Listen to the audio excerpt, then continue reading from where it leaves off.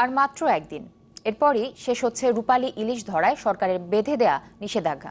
তাই তো আবারও ব্যস্ততা বেড়েছে পদ্মা মেঘনা পাড়ের জেলেদের। গুছিয়ে রাখা জাল আর নৌকা মেরামতে দিনরাত এক হয়ে যাচ্ছে তাদের। এই কয়েকদিনের ক্ষতি পুষিয়ে নেওয়াও আশা করছেন তারা। পদ্মা মেঘনায় জাল ফেলতে চলছে পুরোদমে প্রস্তুতি।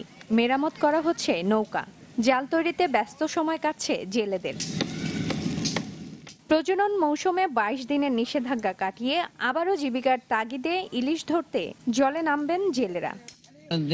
3 তারিখে আমরা ইনশাল্লাহ অভিযান শেষ হয়ে যাবে, আমরা নদীতে নামব। যদি আল্লাহ নদীতে মাছ রাখে তাই জেলেরা এই সময় এটা কাটতে উঠতে পারবে। জেলেদের অভিযোগ, নিষেধাজ্ঞার সময় তারা সরকার নির্ধারিত 20 কেজি চাল পাননি, মেলেনি আর্থিক সহায়তাও। কিছু জেলে, অনেক জেলে পেয়েছে, অনেক জেলে পায় নাই। তবে যে চাল দিয়েছে এই চাল আমগো হয় নাই। বাবদ টাকা দেওয়ার কথা আসলে প্রত্যেক জাইলেরে, সে টাকাও পাই না, তারপর চাউলও দেয় না। সরকার দেয় কিন্তু আমি পাই না, না পাওয়া সত্ত্বে এইবার আমার নাম নেছে আর 100 টাকা নেছে। কারা কত টাকা আনছে তা আমার নলেজ এখন পর্যন্ত কেউ দেয় নাই।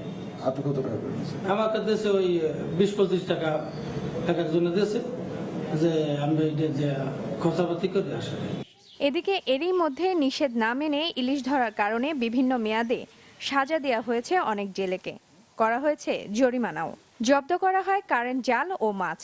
অর্ধশতাধিক জেলেকে জেল জরিমানা দেওয়া হয়েছে এবং কিছু কারেন্ট জাল এবং কিছু মাছ জব্দ করা হয়েছে, যা বিগত বছর ছিল প্রায় 3 শতাধিক মৎস্যজীবীকে জেল জরিমানা দেওয়া হয়েছিল।